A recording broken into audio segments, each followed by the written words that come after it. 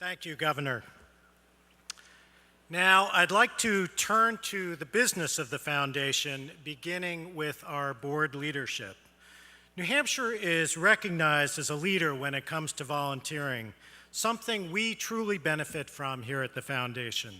We have a long history of being able to call upon leaders from across the state who have been willing to serve on our board, as well as on our 8 regional advisory boards. Tonight, I would like to introduce 2 new members who have joined our board of directors, and please hold your applause until we recognize all board members. Sherry Burnett Young. Sherry is a founding shareholder and president of Rath Young Pignatelli Law Firm in Concord, and Roy Ballantyne. Roy is founder, chairman of the board, and chief executive officer of Ballantyne Partners, an independent wealth management firm in Wolfboro. We also say thanks to 3 members who have agreed to serve second terms on our board. Dick Couch, Chief Executive Officer and Chairman of the Board at Hypertherm in Hanover. Dick also serves as our board treasurer.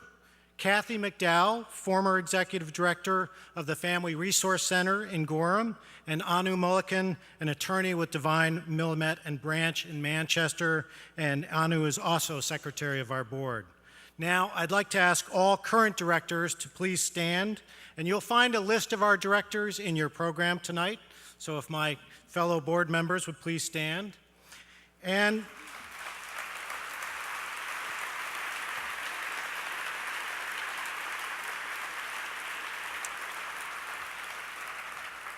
because so much of our strength and wisdom comes from our regional structure, I'd also like to ask the members of our 8 regional advisory boards, those of you who are here tonight, to please also stand so we can thank you for your contribution.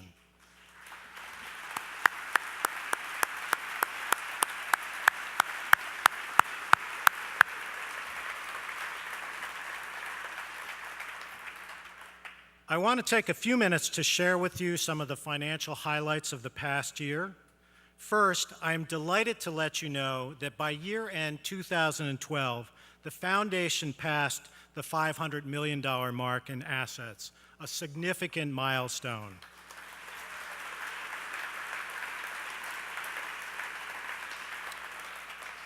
Our size is a testament to the good stewardship of our investment committee and to the generosity of New Hampshire donors, including those of you who are here with us tonight. In fact, contributions in 2012 totaled almost $32 million and were provided through some 1,100 gifts. We also had 63 new funds established by donors, bringing our total number of funds to over 1,700. Thank you for putting your trust in us. The third part of the story is how we use those assets to make a difference. Last year, the foundation put over $30 million back into our communities in forms of grants, scholarships, and program initiative support. We did so through more than 3,000 grants to nonprofits and almost 1,800 scholarships and student loans. Town by town, neighbor by neighbor, your generosity is making the difference. Now, if you want to know more about the numbers, be sure to look at our annual report, which all of you should have gotten a copy. They were placed on your seats. I've also been asked tonight to cover the investment committee report, so I get to do all the numbers tonight, it seems. As Jeff Fellows, our investment committee chair, was unable to attend tonight due to illness. In 2012, our main investment fund gained 11.5%, matching the Cambridge Associates Endowment Median of colleges, universities, and foundations. As you might imagine, many of these peer institutions have investment strategies similar to the foundation's. The foundation's results did trail a benchmark 80-20 portfolio, that's 80% stocks, 20% bonds, which was up 14.4% in 2012. It's worth noting that the risk in that benchmark portfolio is much higher compared with the foundation's risk profile. And of course, one of the investment committee's primary goals is the long-term preservation of capital. We do that in part by not taking undue investment risk. We expect to do well in up markets, but not as well as the 80-20 benchmark. And conversely, we expect to fall less when the market is declining. This investment strategy supports one of the cornerstones of our foundation. We are here for the long haul. And in fact, during the past 5 years, which contained both, and as we all know, down markets, both up and down markets, we comfortably exceeded that 80-20 benchmark with less risk. Underlying all of this good work is the strong leadership of our talented investment committee. These are investment professionals who volunteer their time to work with staff and our investment manager, Cambridge Associates, to oversee our investment funds.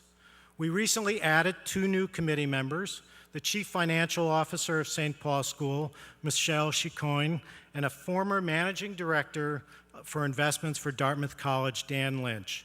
Thank you to all of the investment committee for your good work. Thank you.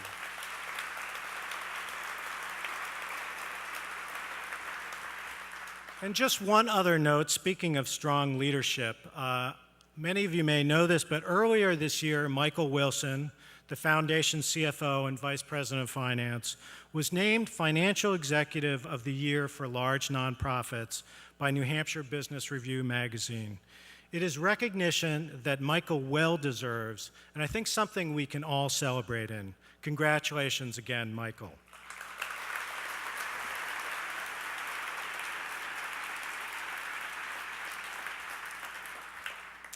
In just a minute, I'd like to introduce the Foundation's new board chair, Eric Herr, but before I do that, I would like to thank all of you for the great support you've given me during my tenure these past 2 years. It has been a real honor to work with so many talented people, and I look forward to continuing to serve through my second term.